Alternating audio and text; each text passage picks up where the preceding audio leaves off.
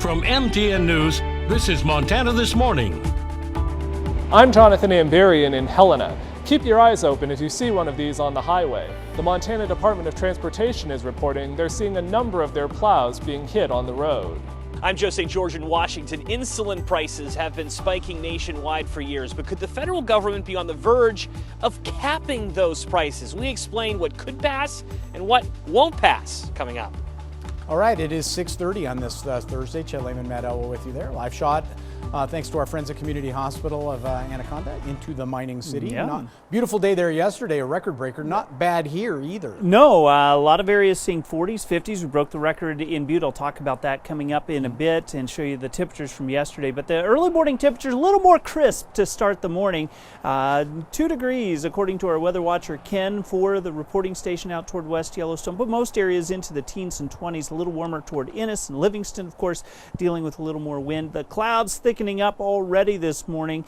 It looks like we're going to see mostly cloudy skies through about the noon hour, early afternoon before our skies begin to break. Daytime highs should be near the 40-degree mark, but there's the potential of snow that we've been talking about since Monday. I'll break it all down for you for what you need to expect coming up in just a bit.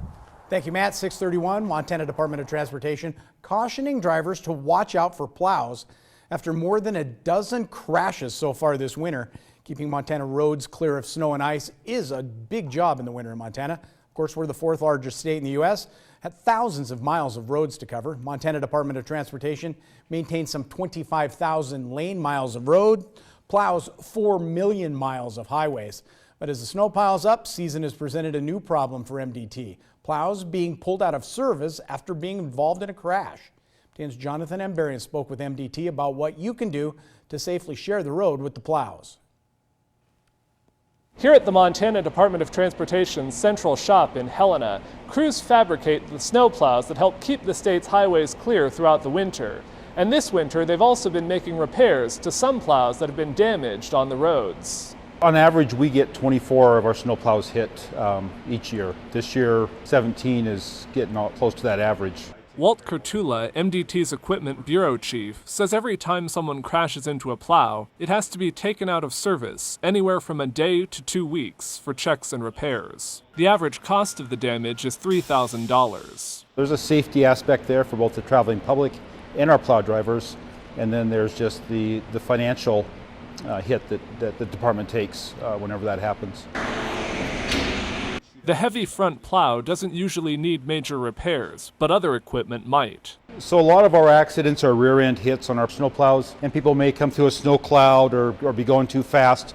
Icy road can't stop, so they'll hit our sander chute typically.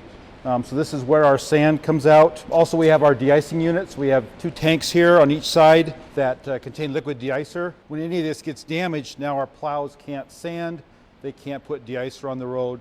MDT is asking drivers to avoid driving through a snow cloud created by a plow, maintain safe distance and lower speed, and wait to pass until a plow driver pulls over to let traffic by. It's important to everybody to be safe, and that's what the drivers are out there working to do, is to keep everybody safe.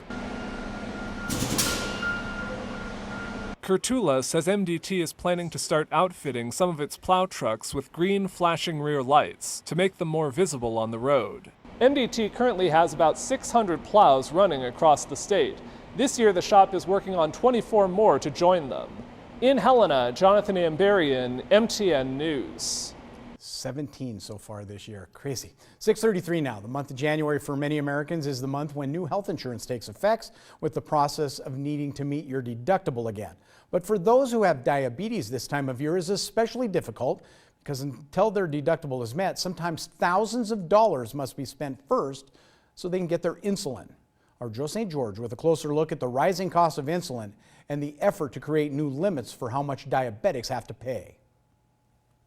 If you know anyone who needs insulin to live, you likely can relate with Kathy Seago. And our electricity's been turned off more than once. This school teacher from southern Indiana doesn't have diabetes, but her 25-year-old son Hunter does. The average cost for Hunter's vial of insulin is around $350. The Seago family needs at least 3 vials per month for Hunter. Because it's the beginning of the year, their insurance deductible hasn't been met yet. When Hunter first started getting insulin, it was anywhere between $90 to $100 a vial. Nationwide, insulin has more than tripled compared to prices 20 years ago. To pay for it all, not only does Kathy set aside $800 a month from her salary, We took a trip to Canada. she uses her vacation time to go to countries where it's cheaper. Her son years ago felt so guilty about the price, he tried to ration it, endangering his health. But he felt so guilty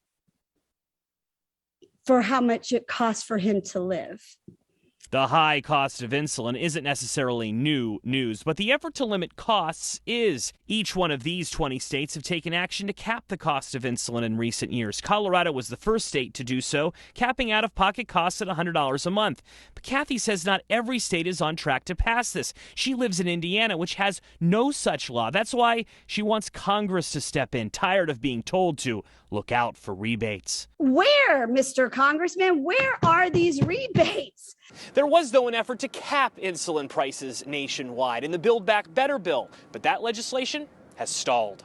We've done a lot of outreach to members of Congress. But Lisa Murdoch with the American Diabetes Association says insulin users shouldn't lose hope. The plan to cap insulin costs at $35 a month nationwide is still very much being negotiated. As for Kathy, she hopes that's true, but in the meantime, she has her passport handy. It affects so many people. In Washington, I'm Joe St. George. 6:36 now. We all know someone who has been taking extra precautions during the pandemic. Avoiding risks and exposure is understandable. What happens if that person gets COVID? Experts say aside from the physical challenge, the embarrassment and guilt some people are feeling about being judged is a real phenomenon. Asher Karashi looks at what you can do if you're feeling COVID shame. We did get vaccinated. And so me working at home, I figured, okay, I have a lot less exposure. For nearly 2 years, Angelique Atwell took precautions to avoid getting COVID. But just before Christmas, as things began opening up in her home state of Texas, the mother and wife, who was fully vaccinated, got infected. I think there's this weird, stigma about having it.